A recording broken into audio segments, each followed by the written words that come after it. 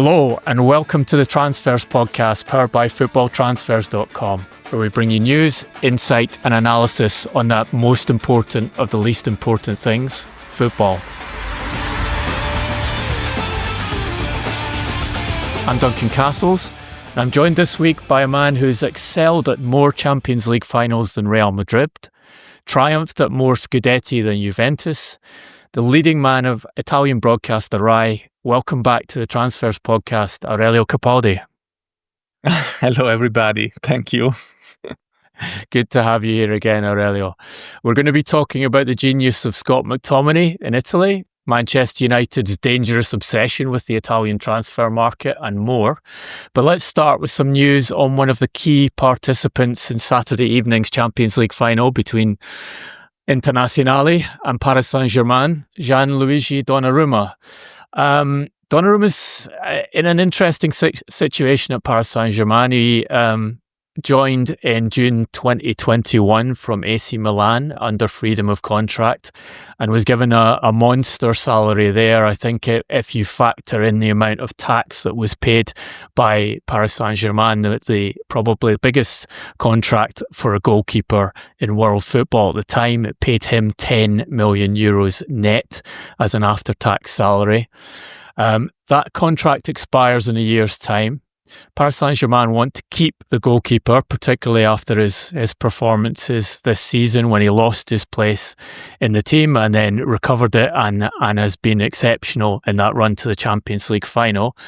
But there is not yet agreement on the terms of the contract, and my guidance is that Paris Saint-Germain, while they clearly want to keep him, they've let Donnarumma know that they have no doubts about his qualities. They have placed a limit on how much they're prepared to go to on the new contract, because part of this whole renewal process at Paris, which has seen them get to the Champions League final with a much younger team and a team shorn of superstars, has been about reducing the wage bill cost and keeping everyone within a range where you do not have disputes within the team over an egalitarian salary structure. Aurelio, I believe you have some knowledge on where Donnarumma is. He has said publicly it's up to the club whether he will sign the new contract or not, but he also has opportunities elsewhere. Yes, first of all, he's happy in Paris and he would like to stay.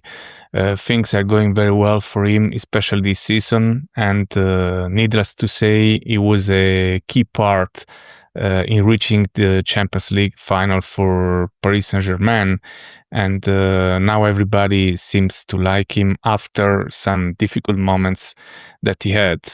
On the other side, there are top clubs that are monitoring the situation, and one of these clubs are Inter Milan. So his next big opponent, Gigio Donnarumma, feels Milan as his city. He's from Castellammare di Stabia, near Naples, but he grew up in Milan. Milan has always been home for him. He played for AC Milan. Then he had problems when he decided to go with the AC Milan fans. But Milan is special for him.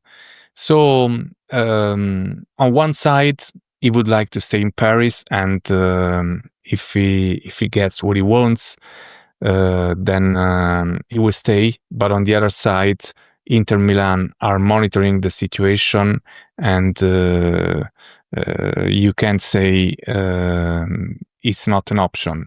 But for sure, Donnarumma will face all this after the Champions League final, and also his agent Vincenzo Raiola, who is Mino's cousin, said we're not in a hurry.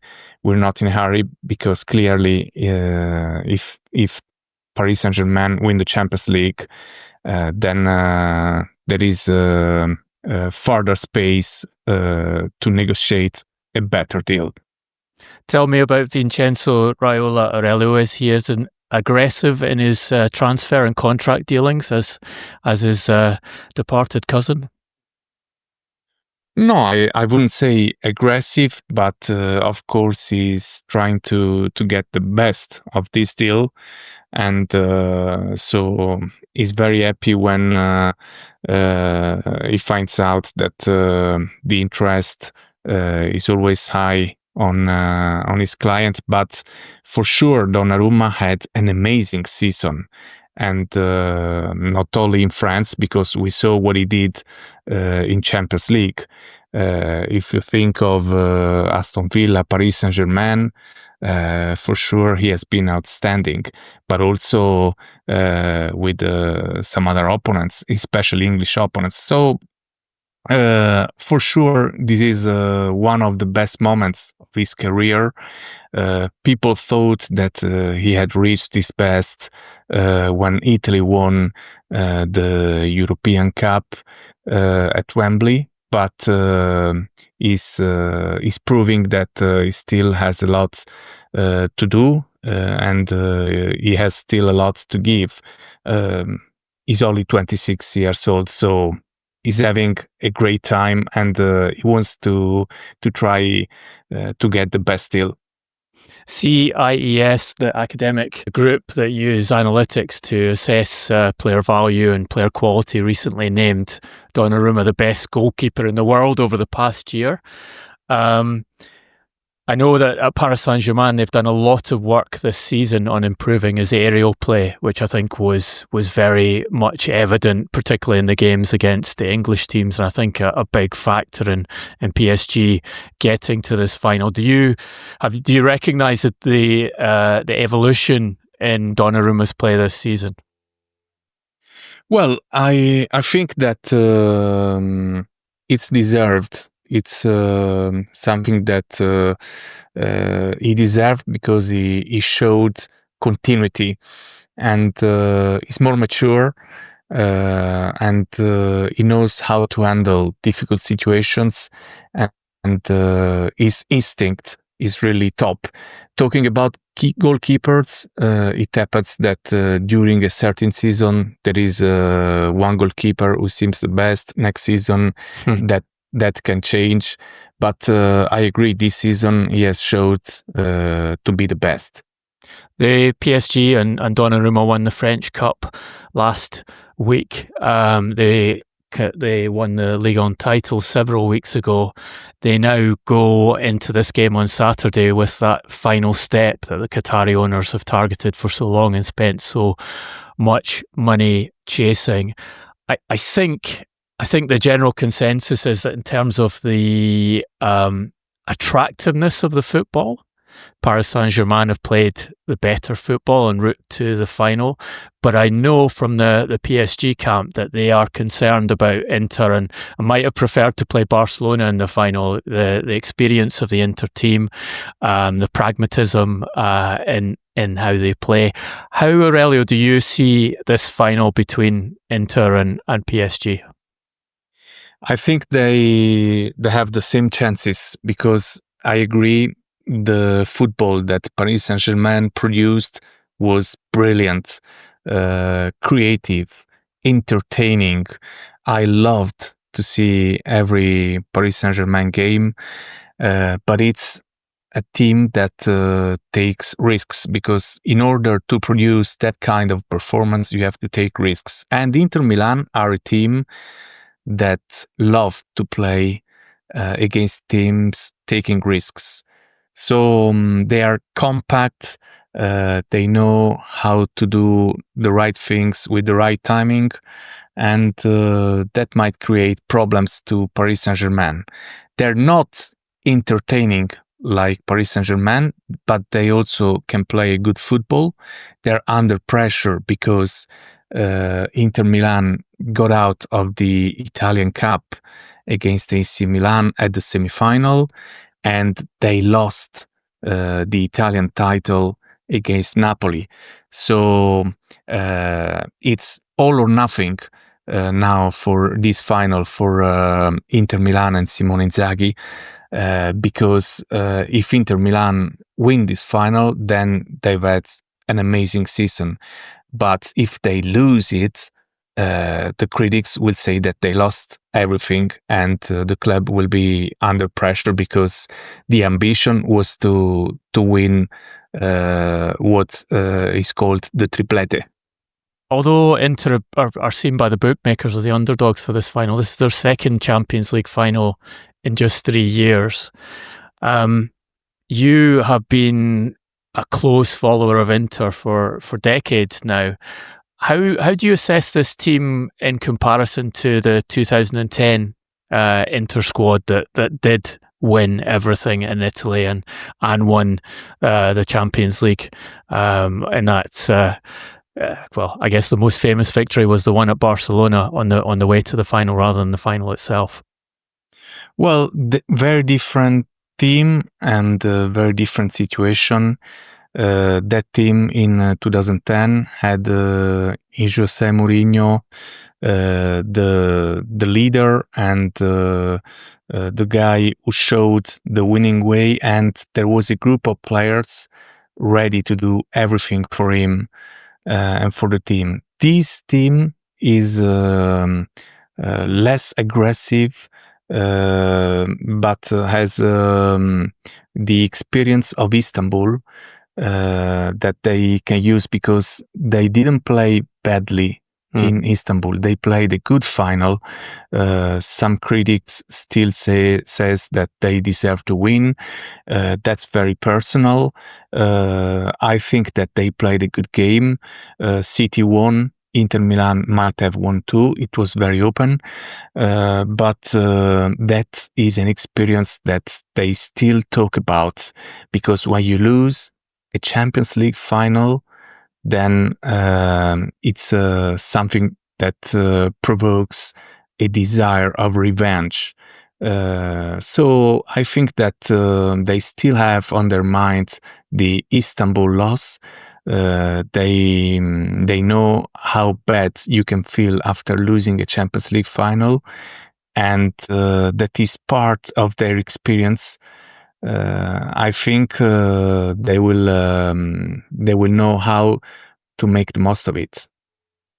They go into this final with the future of their coach, Simone Inzaghi, under question. I guess from a positive perspective, in that he has been targeted by Saudi Pro League club Al Hilal to be their next coach. Understand that an offer of 30 million euros a season in salary, which is far above his, I believe his wages at Inter are around 4 million euros a season at present. What's your understanding of where Inter are with Inzaghi and how Inzaghi is playing this approach from Al Hilal in order to decide what he does next? The information I have is that Simone Inzaghi would be very happy to stay at Inter Milan. It doesn't depend on his will, and for sure the result of the Champions League final will influence the club's decision. But if Inter decide to keep him, whatever the result in the final, then I think he will stay. The offer from Al Hilal is incredible. The money is crazy, but his priority is to stay at Inter because the family is loving life in Milan. He also has a son who plays in the youth Inter Milan teams. They are very settled. They don't like to change a lot. So, in my opinion, Simone Inzaghi wants to stay at Inter Milan.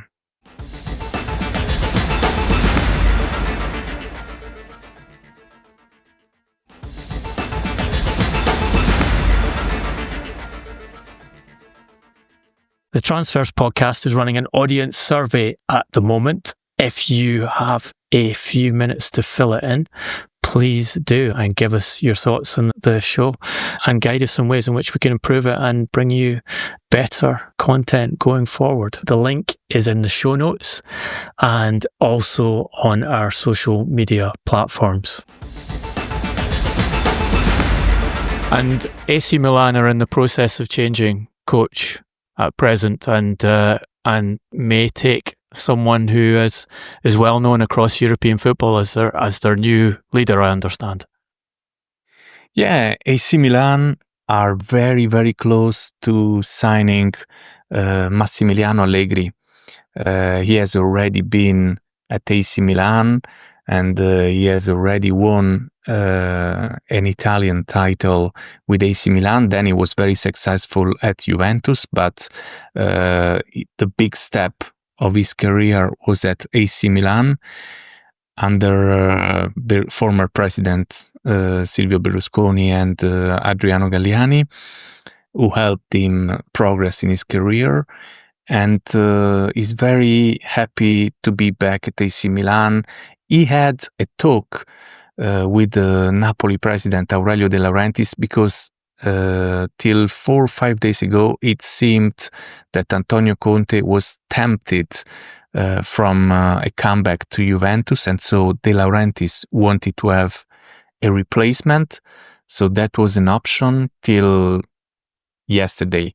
But then Allegri and AC Milan, the new sporting director of AC Milan, Iglitare, they met, they reached an agreement, and we expect an announcement in a short time. Everything suggests that Massimiliano Allegri will be the next AC Milan manager.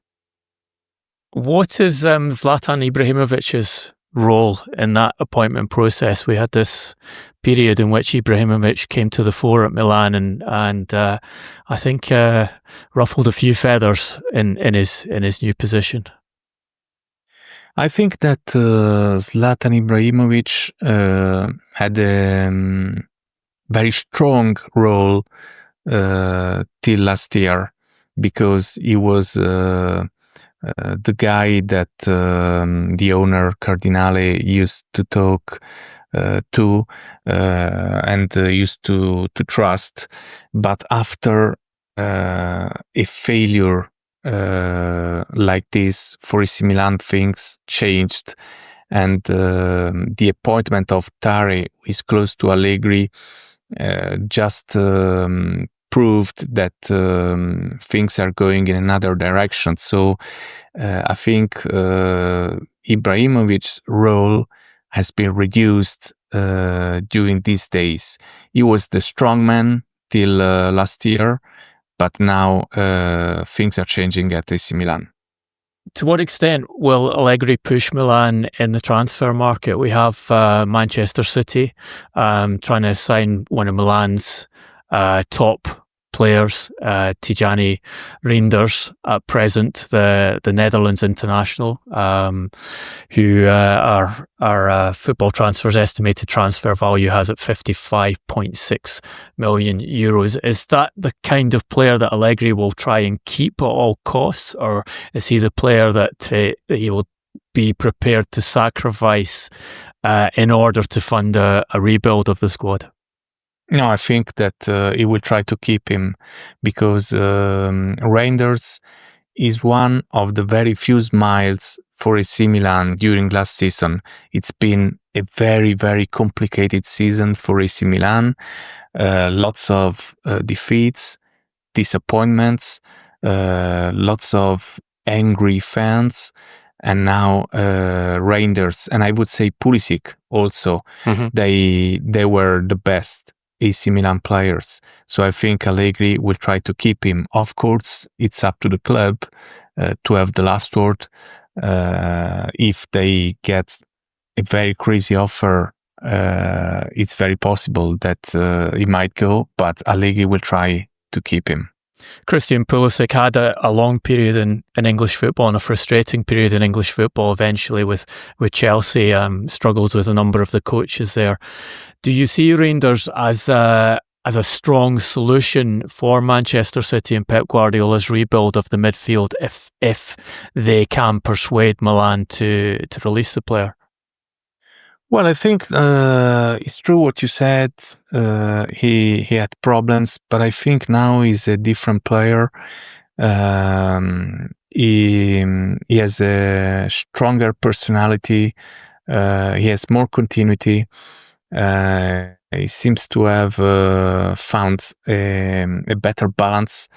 So I think if he's back in the Premier League, he might have something to say.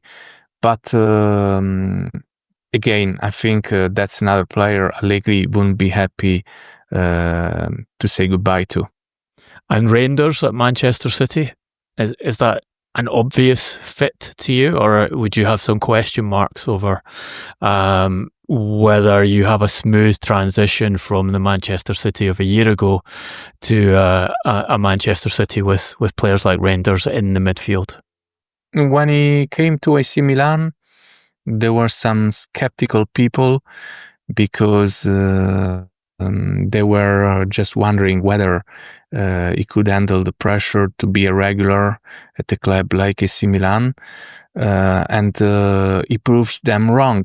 He had continuity, he played well with clear ideas, he didn't go down with most of the team, but he kept solid, so I think he can do well. You mentioned Antonio Conte in that discussion about Max Allegri. It seems whenever Antonio Conte's in a job, there's always a discussion about whether he's going to leave that job to move to another club. There's also this pattern in Conte's career in that he comes into a club that has struggled in the league and then has managed on now, I think, 3 occasions to take teams that finish 10th and 7th and win the title immediately in his first season at the club. I think he's the first coach in Italy to win the Scudetto with 3 different clubs, Juventus, Inter and Napoli. And he seems to be playing that game again with Napoli, having won the Scudetto by a single point from Inter last week. He seems to be playing a game of footsie with Juventus to optimise conditions for himself. What's happened this week, and what is your understanding of the likely outcome of these games that Conte is playing?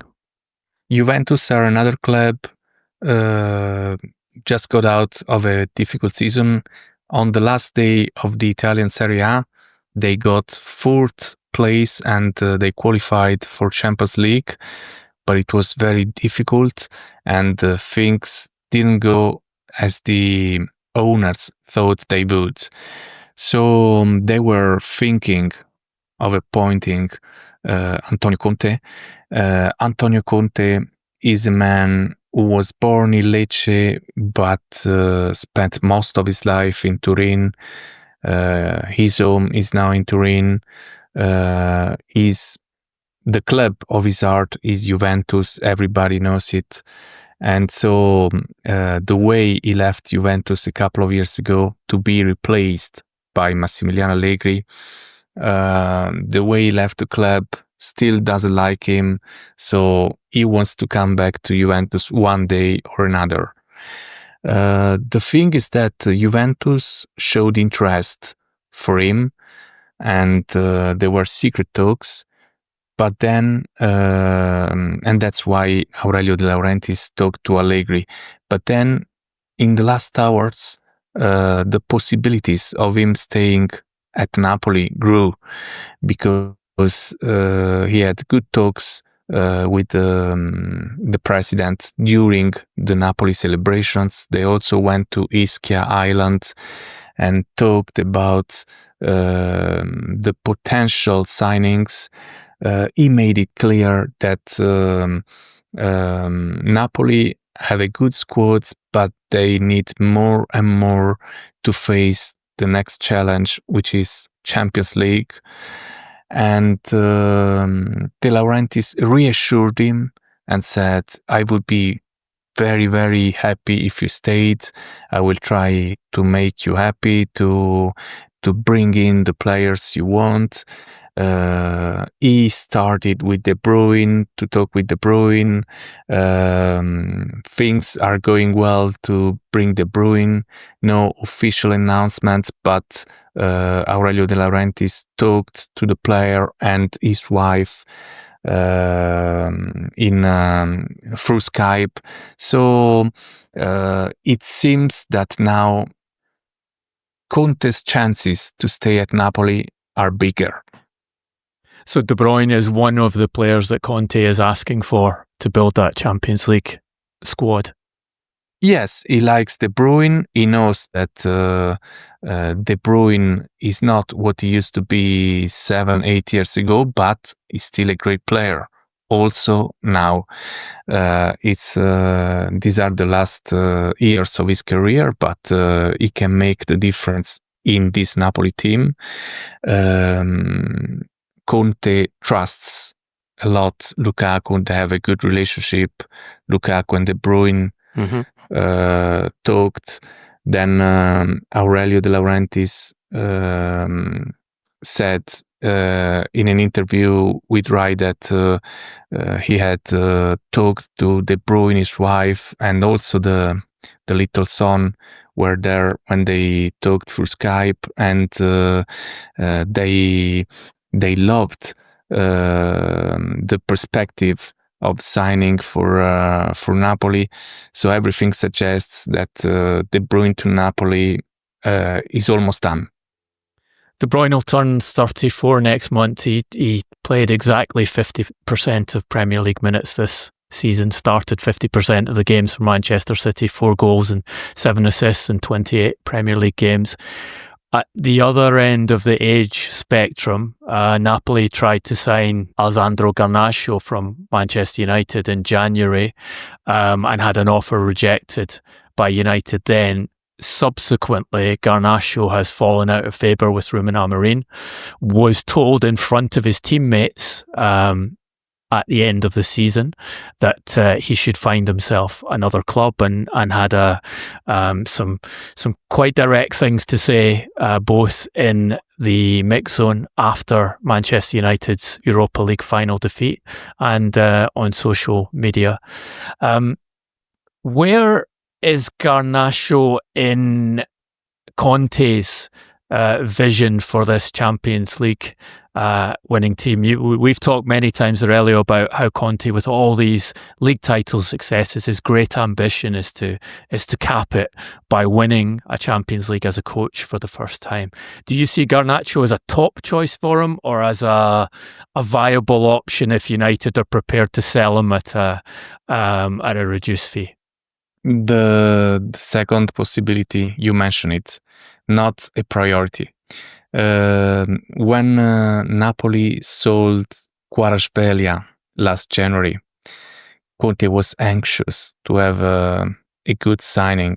He knew that the club needed that money, the money they got from Paris Saint-Germain to sell them Kvaratskhelia. And Garnacho was an option, but not a priority.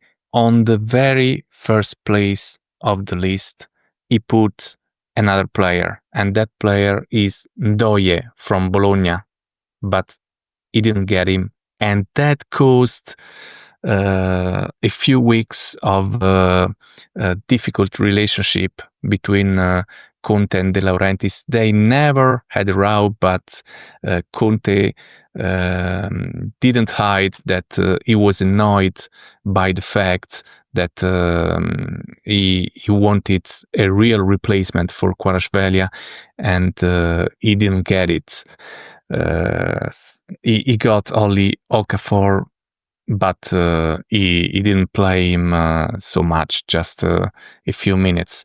So that was probably the most difficult time of the season for Conte and for Napoli.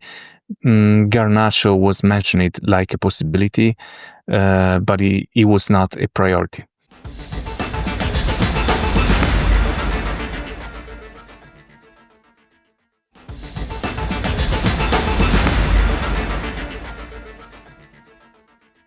The Transfers podcast is running an audience survey at the moment. if you have a few minutes to fill it in, please do, and give us your thoughts on the show and guide us in ways in which we can improve it and bring you better content going forward. The link is in the show notes and also on our social media platforms.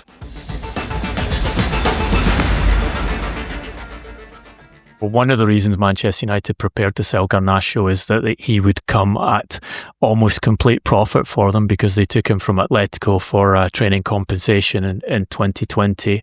And of course, that's exactly the reason why they sold Scott McTominay to Napoli last summer for a straight fee of €30.5 million with a 10% sell-on.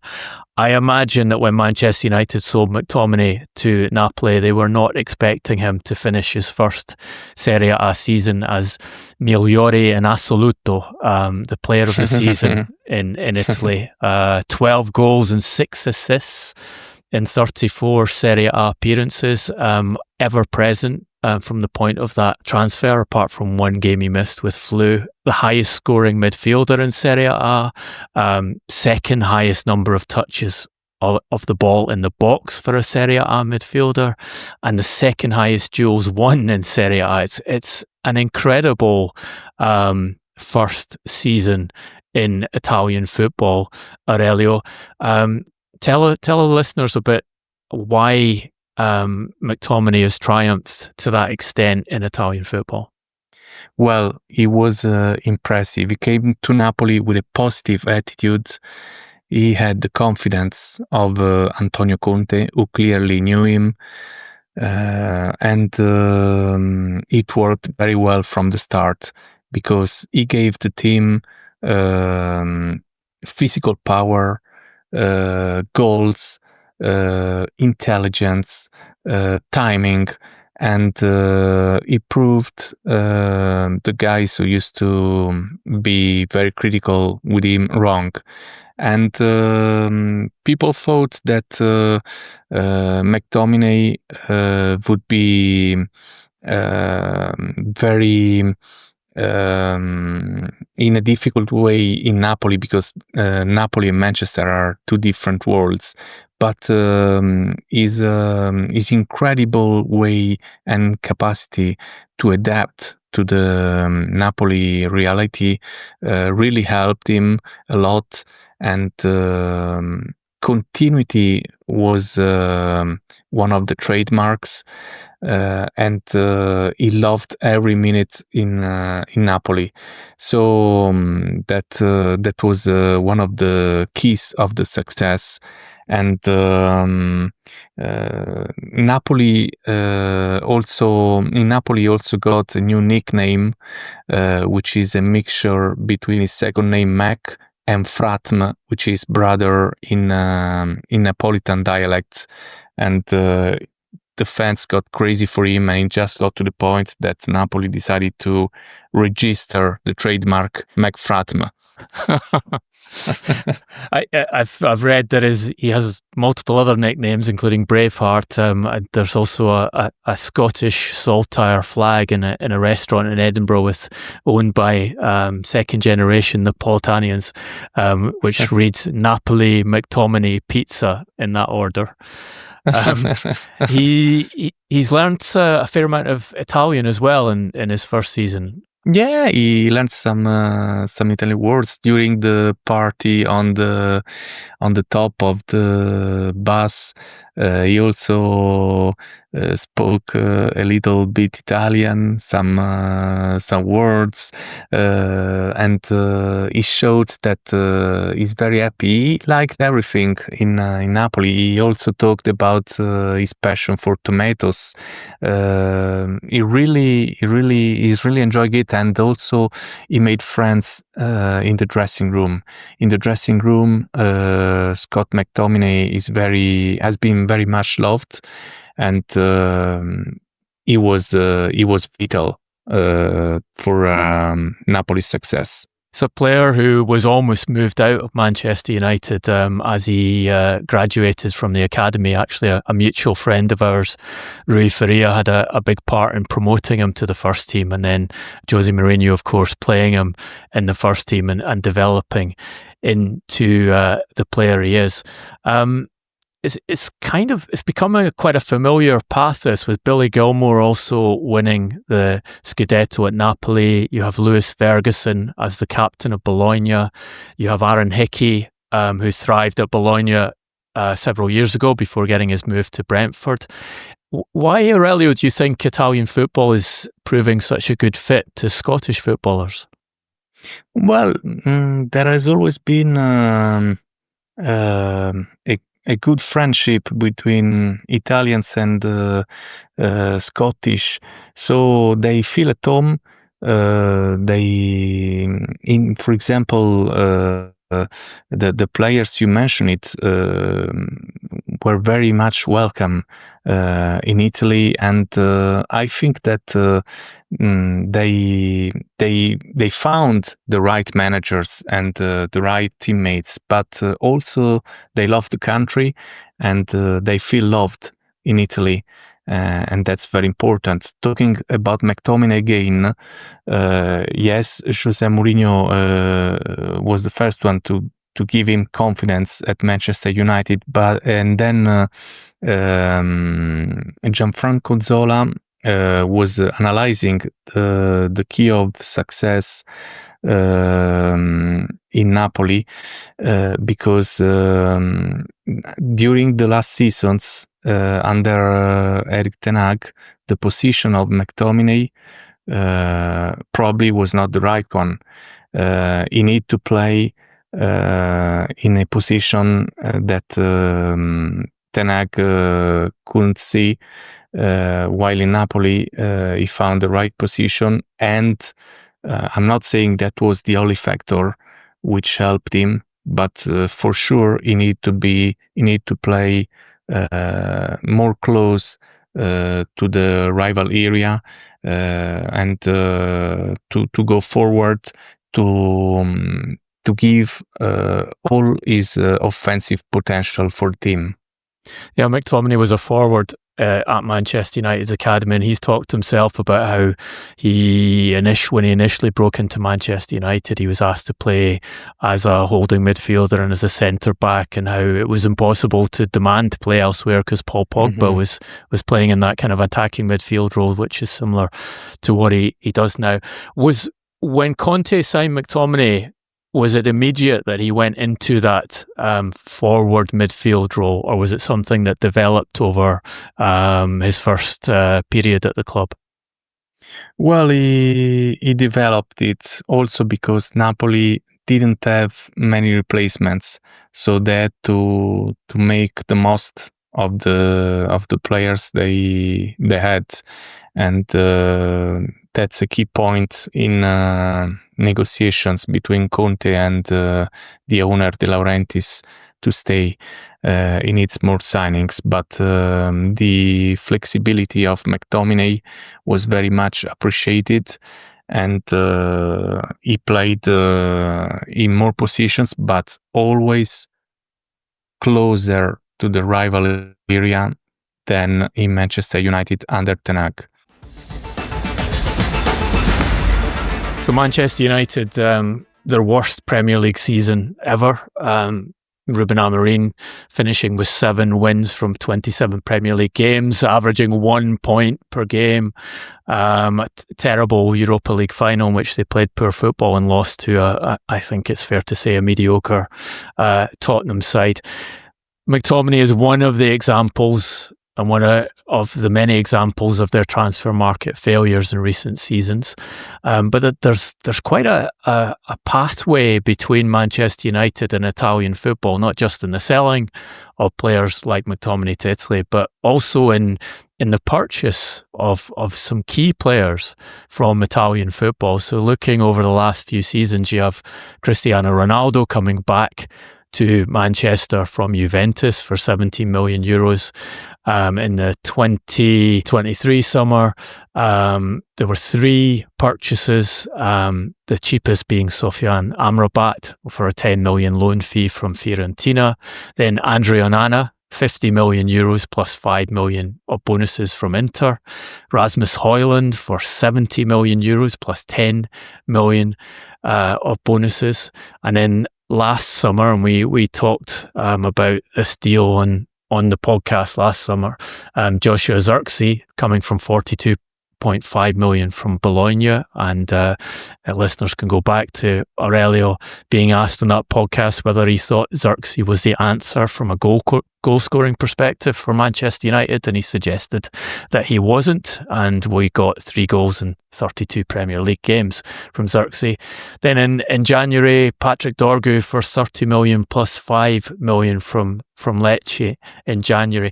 What Aurelio, is the perception in Italy of Manchester United in the transfer market? It would seem that if you looked at those numbers, that Italian football's done quite well out of selling players to Manchester United, perhaps above market value.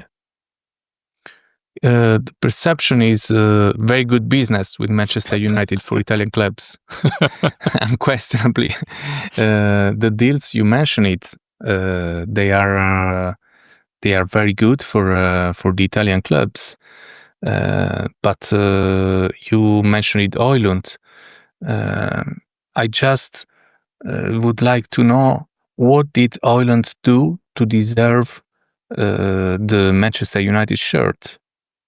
He had a good season, one good season at Atalanta. They paid around 17 million, and after one season they sold to Manchester United to 70 million plus 10, and that was very good business for Atalanta, but not for Manchester United.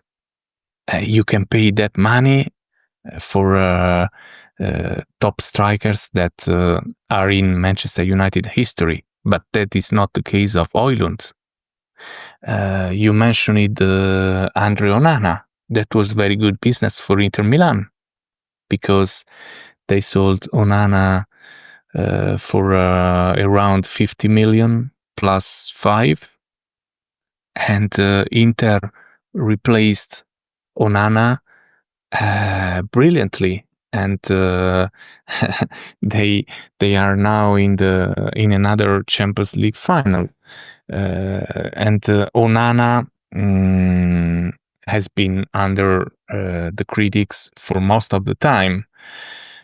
So was it a good move to sign him? It's hard to say yes. So Dorgu, for example, I think it's still early to give a proper judgment, but they paid around 30 million plus 5 from Lecce, and Lecce had bought him from a Danish club for something like 200,000 euros. So it seems to me that these deals show that Manchester United come to shop to Italy when when the player has already been discovered, but not always the player has showed to deserve the Manchester United shirt, as I said, like for Højlund. So Højlund, 14 goals in 62 Premier League games since that initial 70 million euro fee. I remember people in football asking me why United were paying that much for the player, and their assessment seems to have been completely backed up. Do you think there is a market for Højlund in Serie A if Manchester United were to decide to cut their losses on the player this summer? I think it's difficult. And of course, it depends how much they are ready to sell him, but forget that someone is going to pay what they paid to Atalanta for signing him. And they have one deal in place this summer already, which is Matheus Cunha coming in to play one of the support forward roles under Ruben Amorim. They have agreed to meet the €75 million release clause in his contract at Wolverhampton Wanderers after an exceptional season from the Brazilian. Aurelio, I don't know how much you've followed Matheus Cunha through his career. He has played very well in this Premier League season, but that deal does have the feel of Manchester United again purchasing at the top of the market, with some question marks about whether he will be able to sustain his form at the new club.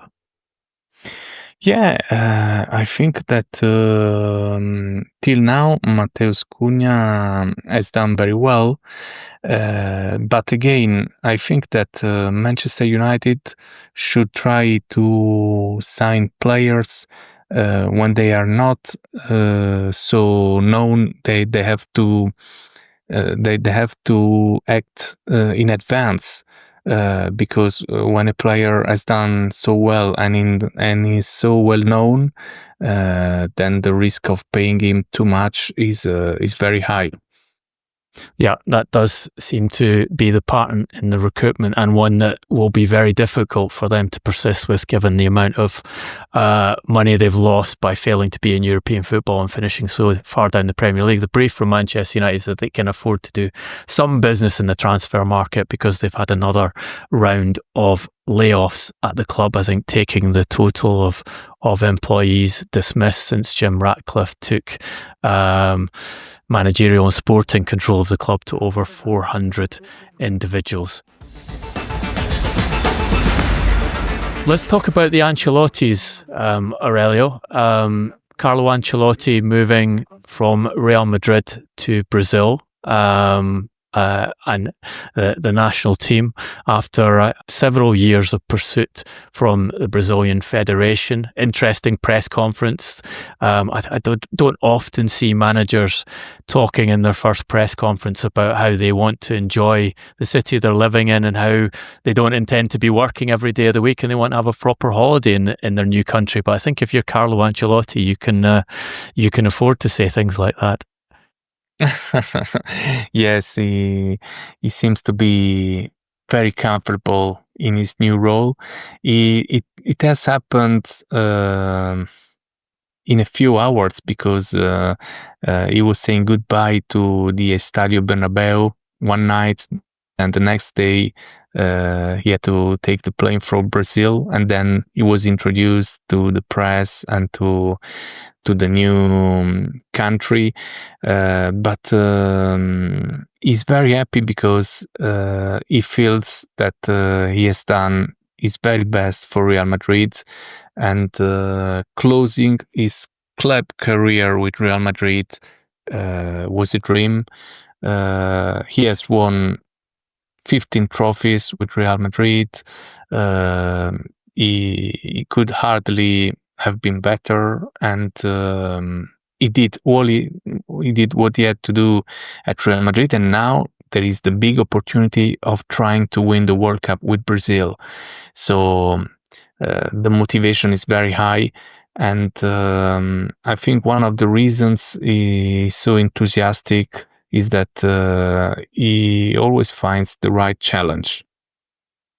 How do you feel his management style is suited to the challenge, the big challenge with Brazil? The national team for Brazil is probably as weak in terms of results as it's been, I don't know, for 30 years perhaps at present. They will qualify for the World Cup, barring an absolute disaster, but the expectation is to try and win it.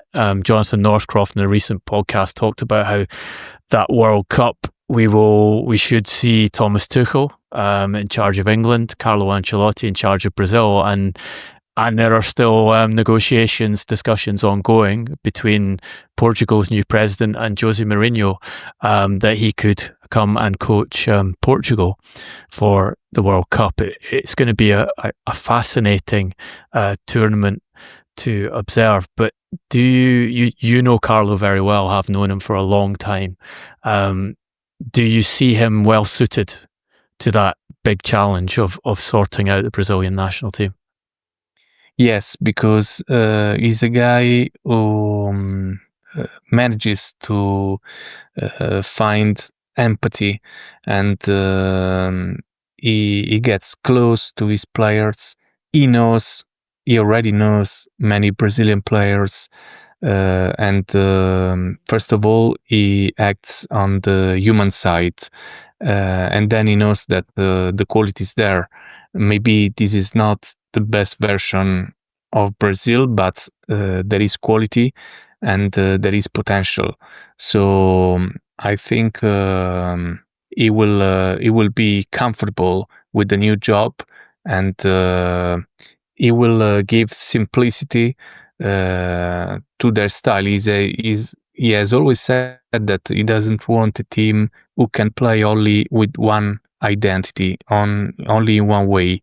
I think first point, he will work on the human side and build a strong group, and then he will work on different tactical identities, because he knows he has talent, but he has to make it work better than the recent past.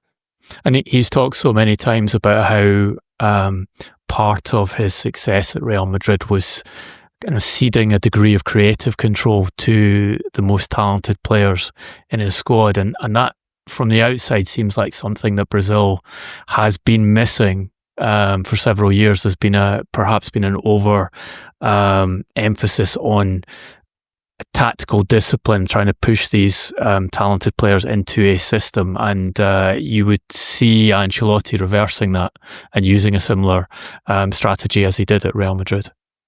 I think so. He always says that he doesn't want to say do this, do that. He always tries to persuade players. That's the key of his job, and that's his method. He wants to work on the human side, be convincing, and try to make the player feel important. And I think that's the thing that he likes most. We talked on the podcast recently about Ancelotti's son, Davide, who's been his assistant for several years now, looking and exploring opportunities to become a coach, the first team coach in his own right. He's had conversations with some Premier League clubs, and recently has been in in-depth conversations with Reijnders, who have identified him as their preferred choice to try and take the Scottish title away from Celtic next season.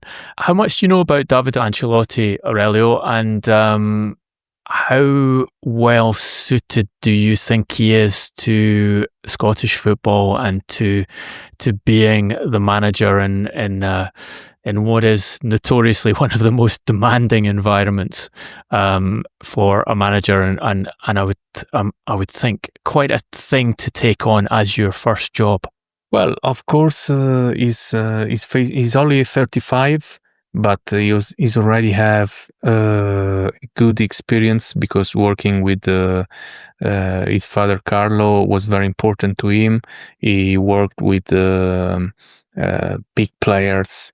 Imagine working for years with players like Toni Kroos or Luka Modric, just to mention a few. But he has had experiences that young coaches aged 35 usually don't have. He's also an intelligent guy, and now he's negotiating to see if the first big opportunity to work on his own has finally come. I think that he just doesn't want to take a job just because he's in a hurry and just because he wants to start whatever the club or whatever the opportunity. He's really focusing on trying to work well and do things properly. So I think he has learned a lot, and I think he is ready for the challenge. So from that, is it fair to say that Rangers will need to convince him it is the correct job to take? There is still the possibility that he continues with his father and works as Brazil assistant if he isn't convinced of that, and if an alternative opportunity doesn't present itself this summer. Yeah, Carlo Ancelotti said it clearly. He said he's now negotiating with a European club, and if the negotiations go well for him, he will start to work on his own. Otherwise, we'll be waiting for him here. So he has no pressure.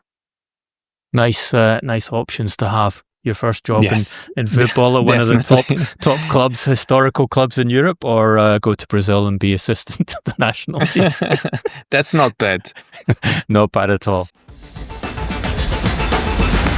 Let's wrap up with the hero and villain. I will choose a hero, and I think after last night's Europa Conference League final, this has to go to Cole Palmer, who turned round a game which seemed to be heading in the direction of Real Betis with their phenomenal first half and an incredibly passionate support for that final in Poland. But Palmer, as he's done so often this season, found the quality to beat opponents and create two very important goals for his team.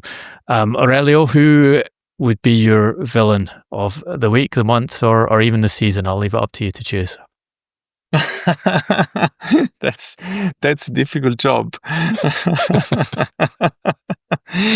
I know you like to be nice to everyone, Aurelio, so I thought I'd put you on the spot with villain rather than hero. No, I think that I can choose from every player of every league. Anyone you want, or even an official, a referee. It's entirely up to you. No, recently in Italy there was an accident between Zaniolo, who is also known in the Premier League, and two young players of the Roma side for a dressing room incident which began for nothing. And this guy, he went to the dressing room of these young Roma boys, and he started to have an argument, and then there are different versions. But if you are older than these boys, you must avoid to go there and provoke and have problems. So we would expect a mental growth from this player, but his continuous changes of clubs and also these incidents show that he has not become what we would expect he might have been. Thank you, Aurelio, for joining us on the Transfers podcast again. We always enjoy your input. Just before you go, give us a prediction for the Champions League final. Is it going to be Inter's? Is the Champions League going to Italy, or does it go to Paris for the first time? Only difficult questions today. Only difficult questions. Now it's up to you. I'll go for Paris Saint-Germain by 2-1. Okay, I'll go for Inter 1-0. Thank you, and we will see you again through the summer. Enjoy the match. Thank you. Bye. You've been listening to the Transfers podcast powered by FootballTransfers.com. If you liked what you heard, spread the word. Please follow, share, and rate us. You can message us on Instagram, YouTube, and Facebook at Transfers Podcast. Our Twitter, Blue Sky, and TikTok address is at TransfersCast. I'm on Twitter, Instagram and Blue Sky at Duncan Castles. Aurelio's on Twitter and Instagram at Aurelio Capaldi. Our production is by Mark Caulfield at Pro Podcast Production, and our music by Mark Caulfield and David L. Stay safe, be well, and thank you for listening. We did the transfer window.